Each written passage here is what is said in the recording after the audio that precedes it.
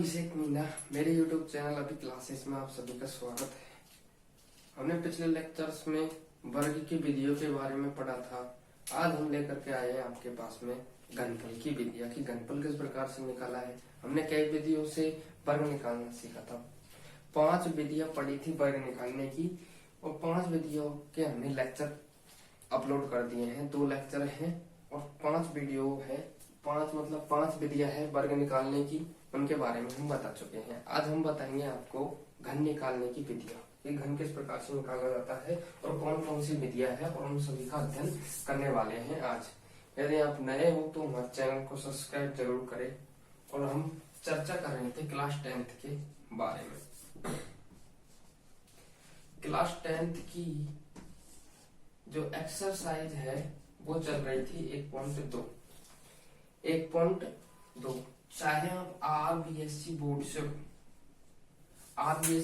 हो, चाहे आप तो एनसीईआरटी वगैरह बुक पढ़ते हो, चाहे कोई सी भी बुक पढ़ते हो, उससे कोई फर्क नहीं पड़ता।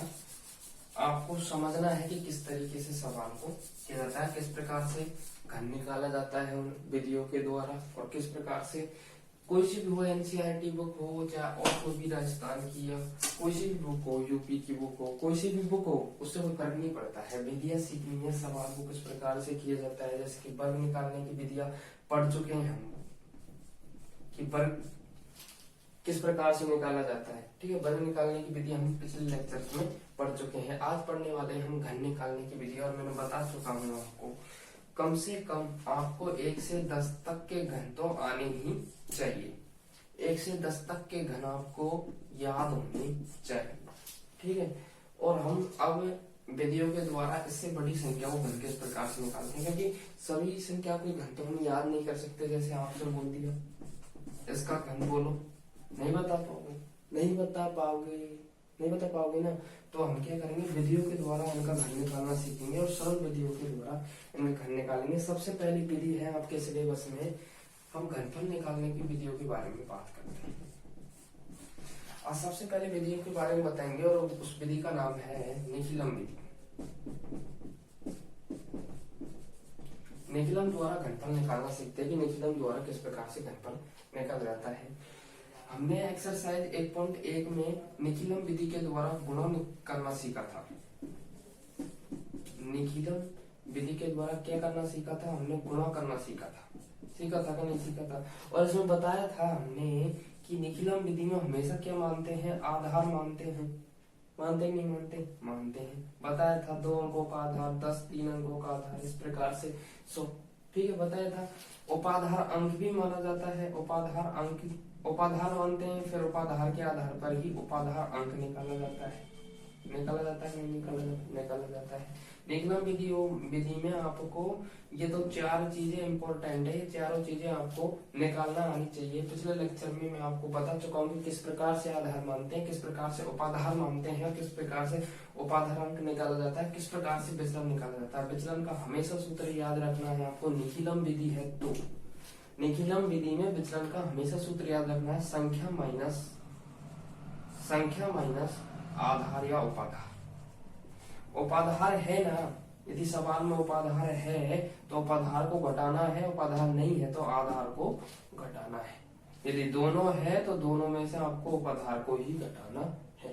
ठीक है, संख्या माइनस आधार या उपाधार, इस प्रकार से मैंने आपको सूत्र बताया था विचलन निकालने का। आज बताऊंगा कि घनफल किस प्रकार से निकालते हैं, घन किस प्रकार से निकालते हैं, और निखिलम विधि के द्वारा घनफल किस प्रकार से निकाला जाता है। बहुत ही सीधा तरीका है। आपको बस आधार, उपाधार और उपाधार अंक और विचलन निकालना आना चाहिए। और यदि नहीं आता है तो भी कोई टेंशन वाली बात नहीं है।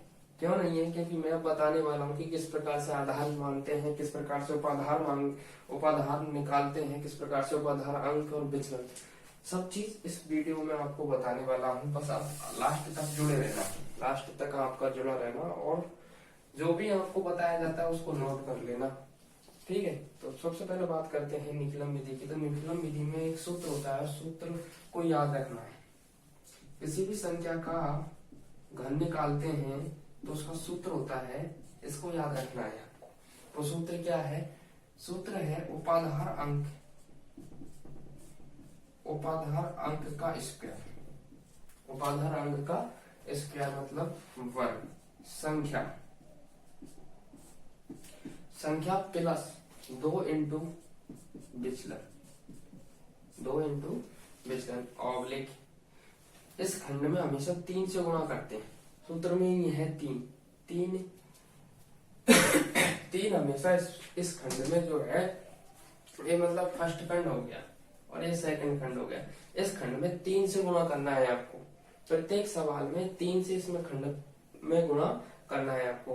क्या करना है दोबारा बता देता हूँ, उपाधार अंक का स्क्वायर करना है, फिर इंटू कोष्टक में बंद कर देना है, इंटू संख्या प्लस 2 इंटू विचलन, फिर इस खंड में क्या करना है 3 से तो हमेशा गुणा करना है, इसमें 3 से गुणा करना है, और यदि सवाल में उपाधार अंक दिया हुआ है तो उपाधार अंक से गुणा करना है, इंटू विचलन का क्या करते हैं स्क्वायर करते हैं। इस खंड में ये सूत्र आपको याद करना पड़ेगा बस, और इस खंड में विचलन की घात 3, विचलन का घन, ठीक है, ये सूत्र आपको याद करना पड़ेगा। अब देखो संख्या दी हुई होगी, उपाधार अंक निकालना पड़ेगा, विचलन निकालना पड़ेगा, बस ये 2 चीज निकालनी पड़ेगी आपको, और ये सूत्र अपना काम कर देगा, ये सूत्र अपना काम कर देगा। सिर्फ के सिर्फ 2 चीज निकालनी पड़ेगी आपको। मैं बता देता हूँ कि किस प्रकार से आधार मानते हैं, किस प्रकार से उपाधार मानते हैं। एक क्वेश्चन लेते हैं और उस क्वेश्चन के माध्यम से हम क्या करते हैं, इनको समझते हैं कि किस प्रकार से उपाधार अंक निकाला जाता है, किस प्रकार से आधार मानते हैं, किस प्रकार से विचलन निकाला जाता है। हम निखिलम विधि की बात कर रहे हैं तो इसमें एक सूत्र, एक एग्जांपल ले लेते हैं, जैसे कि 16 का घन निकालना है कि 16 का घन किस प्रकार से निकालते हैं। पहले 2 अंकों का लेते हैं, फिर बाद में 3 अंकों का देखेंगे। 16 की बात करते हैं तो 16 के लिए आधार क्या माने, आधार किस प्रकार से माना जाता है मैं बता देता हूँ। हमेशा 2 अंकों की संख्या जो होती है, उन 2 अंकों की संख्या के आधार, 2 अंकों की संख्या के लिए आधार हमेशा 10 माना जाता है। आधार का मतलब बेस होता है, बेस जहां से ही संख्या स्टार्ट होती है, तो 2 अंकों की संख्या हमेशा 10 से ही स्टार्ट होती है कि नहीं होती, तो उसका आधार कितना हो जाएगा, हमेशा 10 हो जाएगा। बात करते हैं उपाधार की, क्या करते हैं उपाधार की, उपाधार कैसे निकाला जाता है। उपाधार इस प्रकार से निकाला जाता है कि जो भी आधार मानते हैं, जैसे कि आधार कितना माना है 10, तो आधार कितना माना है 10, कि आधार को ऐसे अंक से गुणा करते हैं कि आपके पास में जो भी संख्या दी हुई है उसके लगभग आ जाए। संख्या कितनी है 16, तो इस उपाधार को यदि हमें 1 से गुणा कर देते हैं तो 10 आ जाता है, यदि 2 से गुणा कर देते हैं तो 20 आ जाता है। आप 2 से भी गुणा कर सकते हो इसको, 1 से भी गुणा कर सकते हो, दोनों ही अंक आपके क्या होंगे, सही होंगे, ठीक है ना। तो मैं 1 से गुणा करके आपको बता रहा हूँ, आप अपनी कॉपी में 2 से गुणा करके भी देखना, ठीक है। इसके पश्चात देखा जाता है, ये तो उपाधार हो गया, इसके पश्चात उपाधार अंक, मैंने बताया था कि उपाधार अंक किस प्रकार से निकालते हैं। उपाधार अंक क्यों निकाल रहे हैं, क्योंकि निखिलम विधि से जब घन निकाला जाता है तो उसके सूत्र जो होता है ये होता है, उसके सूत्र में उपाधार अंक की जरूरत होती है, उपाधार अंक की क्या होती है, जरूरत होती है, तो उपाधार अंक निकालना जरूरी है। देखो जितने भी अंक से यहाँ पर गुणा करते हो ना, यदि आप 2 से गुणा करके देखना तो यहाँ पर उपाधार अंक 2 लिखना है, मैंने 1 से गुणा करके देखा है तो उपाधार अंक यहाँ पर कितना हो जाएगा, 1 हो जाएगा। विचलन कैसे निकाला जाएगा, विचलन किस प्रकार से निकाला जाएगा, विचलन का सूत्र होता है संख्या माइनस आधार या उपाधार। मैंने बताया था कि यदि आधार है तो आधार को घटाओ, और उपाधार है तो उपाधार को घटाओ, यदि दोनों है तो उपाधार को घटाना है, ठीक है। संख्या माइनस उपाधार, ठीक है। संख्या क्या है, संख्या क्या है, अपनी जो भी संख्या दी हुई है, जिसका भी घन निकालवा रहा है सवाल में, वो ही क्या होगी, संख्या होगी। संख्या कितनी हो जाएगी आपके पास में 16 हो जाएगी, ठीक है। उपाधार क्या है 10, उपाधार क्या है 10, तो 16 में से 10 घटाते हैं तो ये कितने बच जाते हैं, 6 बच जाते हैं, और प्लस के बचते हैं। आप इसको ध्यान रखना है कि प्लस का बच रहा है, माइनस का बच रहा है, इसको तुम्हें सीरियसली ध्यान में रखना है। आपको कुछ नहीं करना है, सूत्र को लिखना है और इस सूत्र में इन सभी मानों को रख देना है। क्या करना है, सबसे पहले सूत्र में है उपाधार अंक का स्क्वायर, उपाधार अंक क्या है 1, तो 1 का स्क्वायर, ठीक है। इसके पश्चात क्या करते हैं, संख्या क्या है 16 प्लस 2 इंटू विचलन, विचलन क्या है 6, 2 इंटू विचलन, ठीक है। इसके पश्चात ऑब्लिक का चिन्ह, तो ऑब्लिक का चिन्ह लगा देते हैं। फिर है 3 इंटू उपाधारांक कितना है 1 इंटू विचलन का स्क्वायर, विचलन क्या है 6 का स्क्वायर, ठीक है। फिर तीसरे खंड में क्या है, विचलन की घात 3, विचलन का क्यूब। देख सकते हो सूत्र में जैसा है, जैसे जमाया, विचलन कितना है 6, तो 6 का क्यूब। समझ में आई आपके बात, ठीक है। 1 का स्क्वायर 1 हो जाता है, ठीक है, 16 का 16 प्लस 6 गुणा 2 करते हैं तो 12 ऑब्लिक 3 गुणा 1 करते हैं तो 3 इंटू 6 का स्क्वायर 36 हो जाता है, और 6 का घन कितना हो जाता है 2 से 16। मैंने इसलिए बोला था आपसे जब क्लास स्टार्ट की थी, तो इसलिए बोला था कि 1 से 10 तक के घन आपको आने चाहिए, ठीक है। 2 से 16, ये कितना हो गया आपके पास में 16 और 12, 16 और 12 कितना हो गया 28 हो गया। देखो 6 और 2 8, 1 और 1 2, ठीक है। फिर 36 और 9 3 करते हैं तो कितना हो जाता है 6 तिया 18, 1 यहाँ से 3 तिया 9, 9 और 1 10, 108, 36 तिया 108। वैसे भी तुम डायरेक्ट यदि आते हो, आता है आप पे तो डायरेक्ट भी लिख सकते हो, ठीक है। ये हो गया।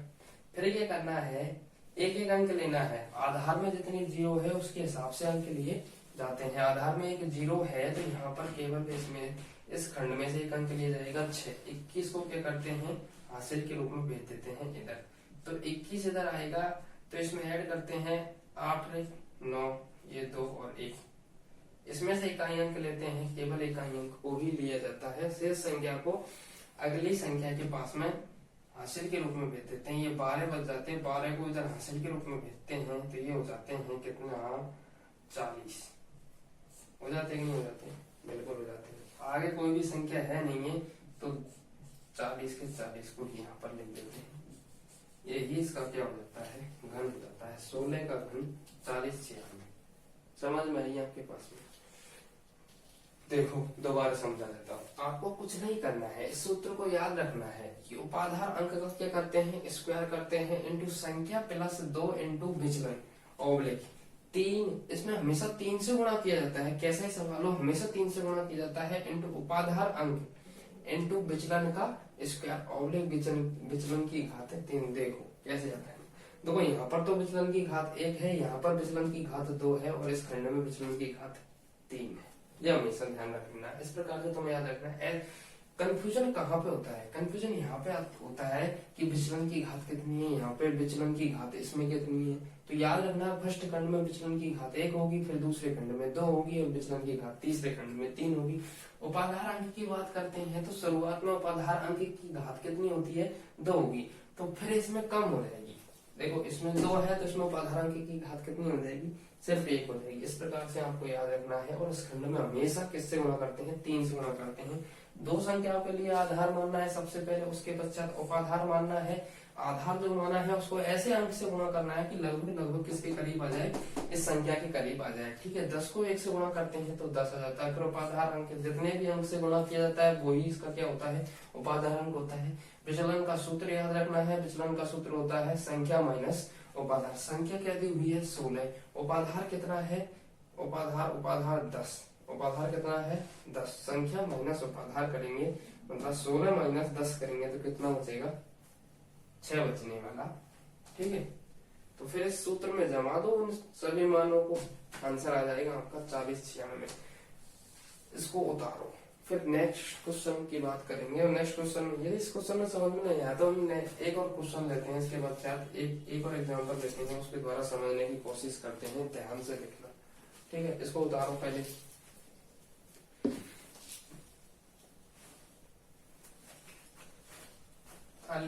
पॉज कर लिया करो वीडियो को। नेक्स्ट एग्जाम्पल लेते हैं।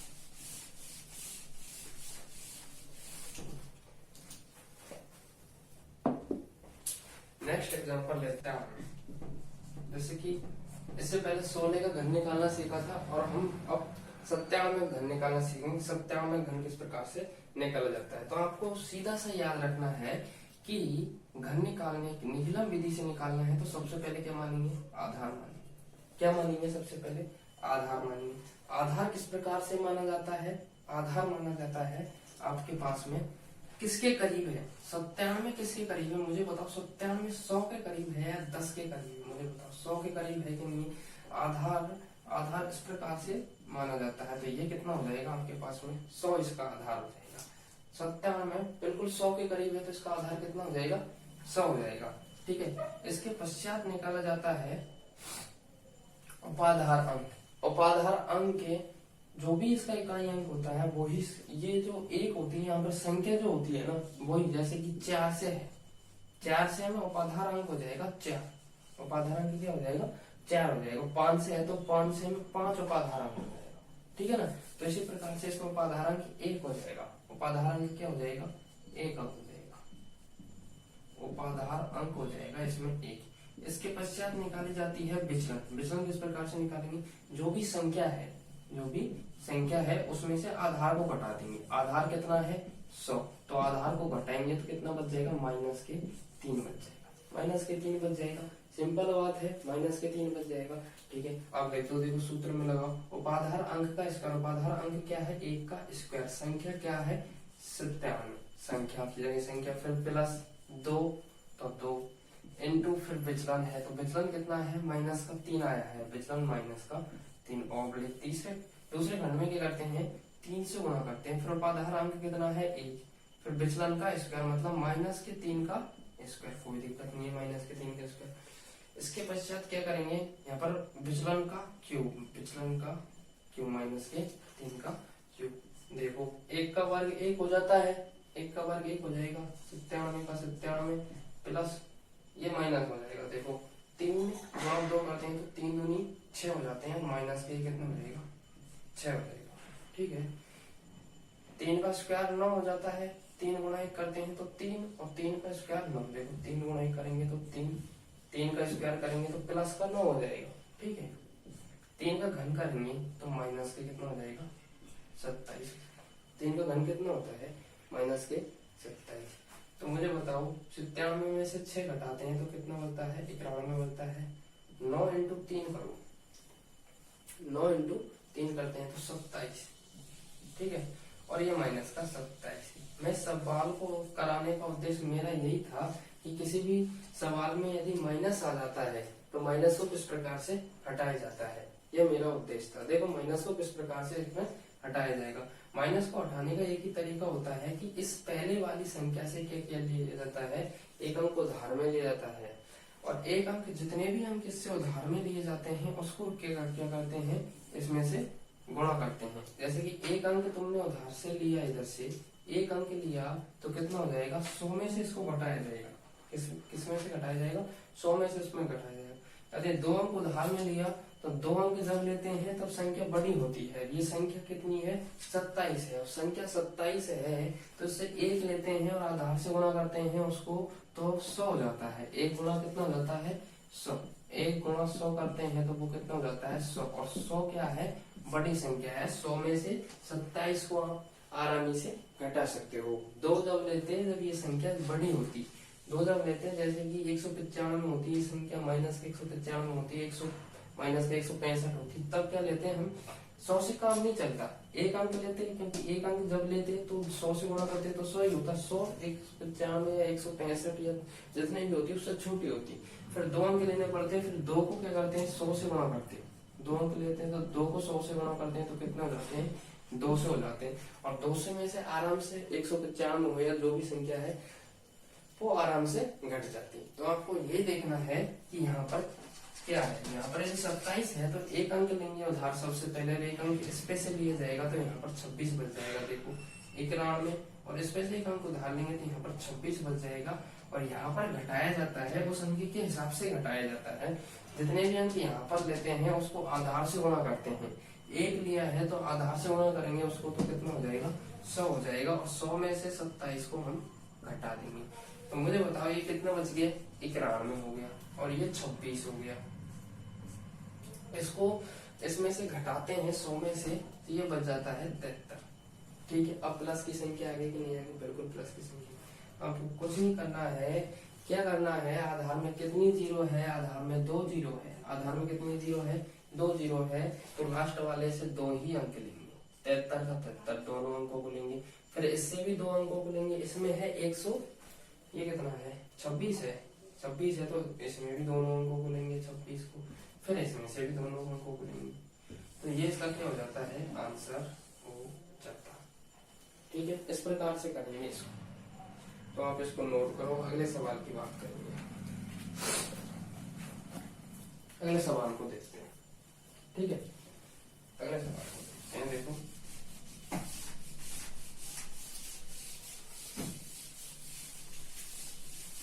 जैसे कि हम अगला एग्जांपल ले लेते हैं। एग्जांपल है 27। 27 का घन निकालना सिखा कोई। 27 का घन किस प्रकार से निकालेंगे? सबसे पहले आधार मानते हैं। सबसे पहले आधार मानते हैं, तो 27 का आधार हो जाएगा 10। 27 कितने अंकों की संख्या है? 2 अंकों की संख्या है, तो इसका आधार कितना हो जाएगा? 10। ठीक है, इसके पश्चात देखते हैं उपाधार की।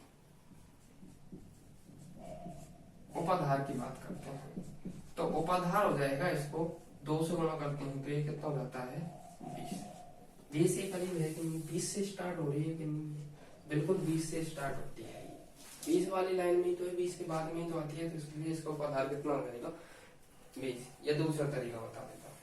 उपाधार निकालने का दूसरा तरीका होता है कि आधार जो भी माना है उसको ऐसे अंक से गुणा करो कि आपके पास में क्या आ जाए, संख्या आ जाए।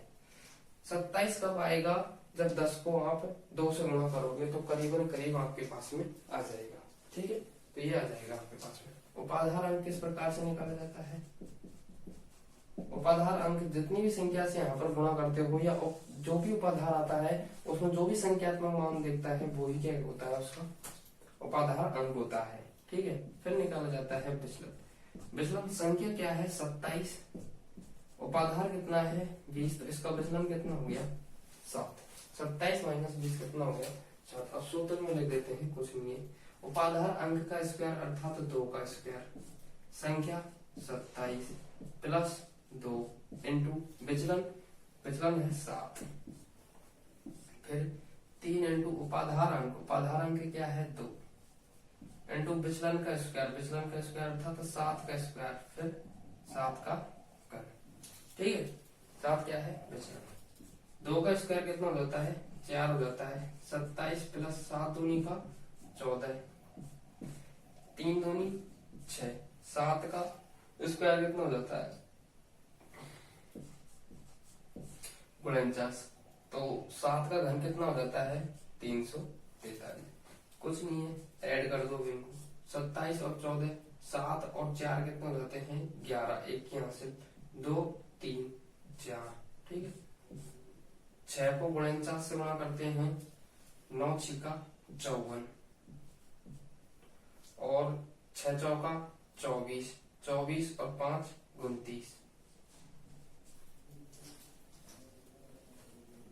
343। ऐसे कैसे? फिर इनको गुणा कर दो, 4 और 41 को गुणा करेंगे तो 4 चौकू 16। ठीक है, ये 294 और 343। अब क्या करना है कि लास्ट के खंड से इस खंड से इस खंड से कितने अंक लेने हैं? क्या इनको मिला के लिखना है? नहीं लिखना है। आपको देखना है आधार या उपाधार में कितनी जीरो है। आधार या उपाधार में एक जीरो है, सिर्फ एक ही तो जीरो है। इसमें देखना है, चाहे इसमें देख लो। ठीक है, इसमें एक ही जीरो है तो केवल एक ही अंक आएगा, इससे केवल 4 आएगा। 33 को इधर हासिल के रूप में भेज देते हैं, तो ये हो जाते हैं 4 और 3 7 और 9 और 3 12 का 2 का और 2 3, तो इसमें से भी एक अंक लेंगे 7। 32 को इधर हासिल के रूप में भेज देंगे तो 4 और 2 6, 6 और 3 9 और 1 196 को इस प्रकार से यहाँ पर लिख देंगे। यही इसका क्या हो जाएगा? आइए आपकी बात में समझ में। ठीक है, इसको नोट डाउन करो, फिर अगले एग्जाम्पल की बात करेंगे। यदि आपके अभी भी समझ में नहीं आई है तो अगले एग्जाम्पल की बात करेंगे, उस एग्जाम्पल की सहायता से हम पॉज कर लिया करो वीडियो को। इतना टाइम कहाँ पे है, किस पे है? ठीक है, अगले एग्जाम्पल है 3 अंकों का है, उसकी बात करते हैं। अगला एग्जाम्पल है, जैसे कि अगला एग्जाम्पल कोई भी ले लो, जैसे कि 355 ले लिया, इसका घन निकालना है तो आपको क्या करना है? आधार मान लेना है। सबसे पहले आधार है 100 हो जाएगा 3 अंकों का, 100 हो जाएगा सिंपली। उपाधार की बात करते हैं तो उपाधार कितना हो जाएगा, तो 100 को गुणा करो, ऐसी संख्या से गुणा करना है आपको 100 को कि करीबन करीब इसके आ जाए 395 का। आप 4 से गुणा कर दो, 4 से आ जाएगा कि नहीं आ जाएगा, बिल्कुल आ जाएगा। उपाधार अंक क्या आ जाएगा, उपाधार अंक जितने अंक से गुणा करते हैं या इसमें जो भी संख्यात्मक मान है वो उसको उपाधार अंक हो जाता है। विचलन किस प्रकार से निकालेंगे, जो भी संख्या है 395 संख्या है उसको उपाधार से क्या करेंगे, घटा देंगे, तो ये कितना बच जाएगा, -5 बच जाएगा। सूत्र में लिख दो बस, और कुछ नहीं है। उपाधार अंक का स्क्वायर, उपाधार अंक क्या है 4 का स्क्वायर, संख्या क्या है 395 प्लस 2 इंटू विचलन क्या है -5 और 3 इंटू उपाधार अंक, उपाधार अंक क्या है 4 इंटू विचलन का स्क्वायर -5 का स्क्वायर, विचलन का क्यूब -5 का क्यूब। समझ में, ठीक है। 4 का स्क्वायर 16 हो जाता है, 395 -5 दूनी का 10, 4 दिया 12, -5 का स्क्वायर 25। ठीक है, अब देखो इसका घन माइनस में आएगा या प्लस में आएगा, 3 घात है, विषम घात होगी तो आपके पास में हमेशा माइनस में आएगा। ठीक है, विषम घात है माइनस, ये 3 क्या है विषम है, तो कितना आ जाएगा 5 का घन 125 -125 आ जाएगा। मैंने बताना चाहता हूँ आपको ये कितना हो जाएगा इसमें से घटाते हैं 10 तो ये हो जाता है 385 और 25 दूना 50, इनको गुणा कर दो, 25 एकम 25, 3 से 25 दूना 50, 5 की हासिल, 25 दूना 50, 5 की हासिल, 25 एकम 25, 25 और 5 30, ये हो गया -125। देखो इनको गुणा करना, 16 इंटू 385 गुणा करना, 16 गुणा 5 करो, 16 गुणा 5 करो, 16 पंजो 80, 16 पंजो 80, 8 की हासिल। ठीक है, और 16 अंठा 128, 128 और 8 136, 136 का 6 का 13 की हासिल। ठीक है, 16 3 48 और 48 और 13, 48 और 13 61। ठीक है, गुणा करके देख लेना, ये हो जाएगा आपके पास में 3 से -125। अब देखो इस माइनस के चिन्ह को किस प्रकार से हटाया जाता है, माइनस के चिन्ह को इस प्रकार से हटाया जाता है, इससे पहले वाली जो संख्या है उससे एक उधार लेते हैं, उससे एक उधार लेते हैं और उसको किससे गुणा करते हैं, आधार से गुणा करते हैं, उसको आधार से गुणा करते हैं। जैसे कि इससे यदि एक उधार लिया हमने और आधार से गुणा किया तो कितना हो गया 100 हो गया। 100 में से 125 नहीं घटेगा क्योंकि माइनस का चिन्ह है तो घटाना पड़ेगा, 100 में से 125 नहीं घटेगा तो हम 2 लेते हैं, इस 3 से में से 2 उधार लेते हैं, 2 अंक उधार लेते हैं, मतलब 2 संख्या में से घटा देते हैं, तो यहाँ पर तो 398 बच जाते हैं और 2 उधार लेंगे और उसको आधार से गुणा करेंगे तो कितना हो जाएगा 200 हो जाएगा, हो जाएगा नहीं हो जाएगा 2 से, और 2 से में से 125 आराम से घट जाएगा, इसलिए केवल 2 ही अंक उधार लेते हैं। अब देखो ये हो जाएगा 6 60 और इसमें से 2 उधार लिए हैं तो इसमें से 2 घट जाएंगे तो कितने बच जाएंगे 298, यहाँ पर तो 298 बच जाएंगे और यहाँ पर 2 उधार लिए हैं और आधार से गुणा किया है तो कितना हो जाएगा 100 - 125, तो ये कितना हो जाएगा 6 60 298 और इसमें से घटाएंगे तो ये बच जाएंगे प्लस के 75। प्लस की सभी संख्या है तो कोई दिक्कत वाली बात है नहीं है। आधार में कितनी 0 है 2 0 है तो केवल 2 अंक लिया जाओ 75 आ जाएगा, इसमें से 2 अंक लेंगे 98 आ जाएगा 98। ठीक है ना, 2 बचा है, 2 का इधर हासिल के रूप में जाएगा तो ये कितना हो जाएगा 62 हो जाएगा, तो 62 भी ऐसे कैसे आ जाएगा और 6 एक वाला अंक है तो 6 को ऐसे कैसे काट देंगे तो ये क्या हो जाएगा इसका घन हो जाएगा 395 घन इतना होता है। सिंपल विधि है कि नहीं, बिल्कुल विधि है। अब आपकी जो भी किताब है उस किताब में जितने भी सवाल दिए हैं उनको आपको करना है खुद ही। ठीक है, इस सूत्र को याद रखना है सर। अब हम अगली विधि की बात करते हैं घन निकालने की। अगली विधि बहुत ही सिंपल विधि है, उस विधि का नाम है अनुरूपेण विधि। अनुरूपेण कौन सी विधि है, अनुरूपेण। अनुरूपेण, तो अनुरूपेण विधि की बात करते हैं घनफल निकालने की।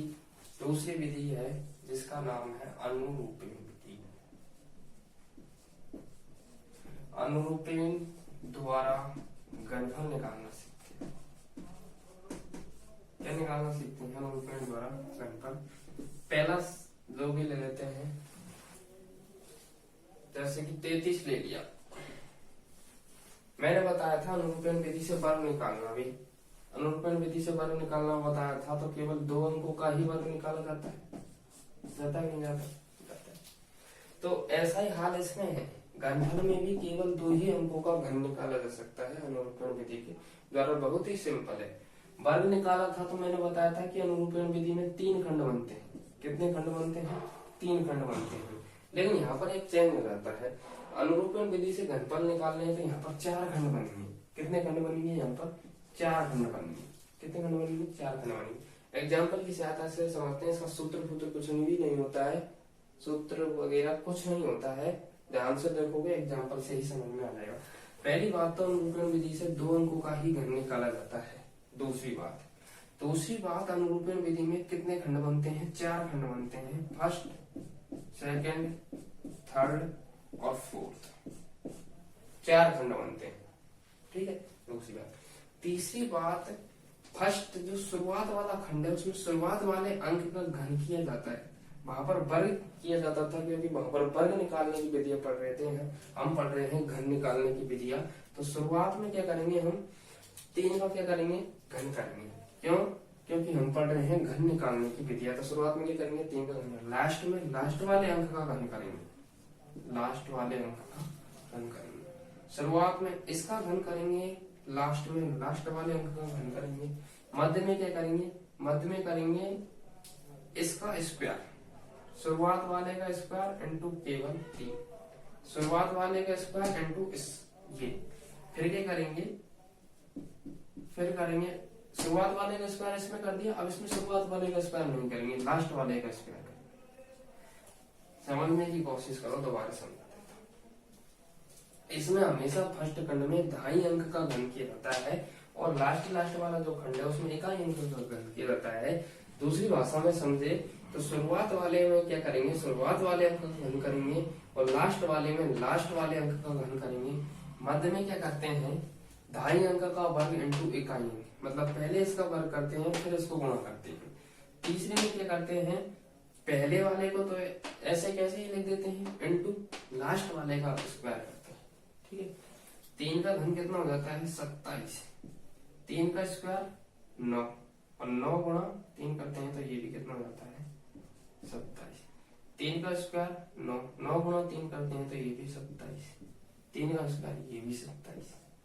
ठीक है, इनमें कोई छेड़छाड़ी नहीं करनी है फर्स्ट वाले और लास्ट वाले में।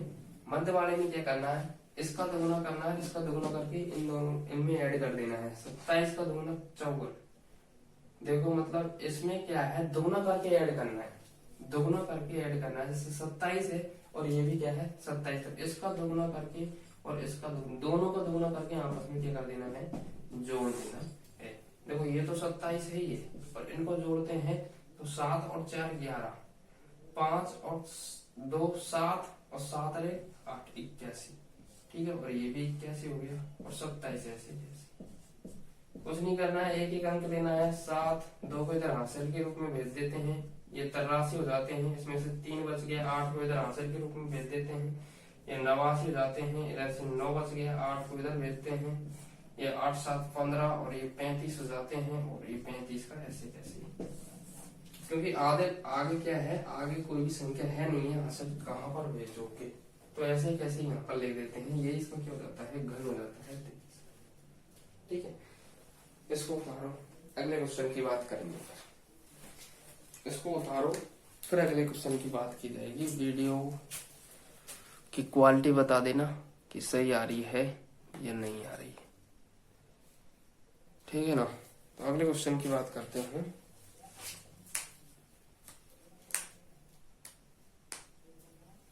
उतार लिया?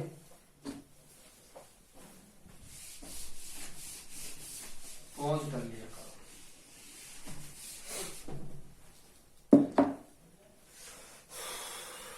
अगला एग्जांपल देखते हैं। अगला एग्जांपल है आपके पास में 41। तो क्या करना है, सबसे पहले अनुरूपण विधि के द्वारा 4 खंड बनाने हैं।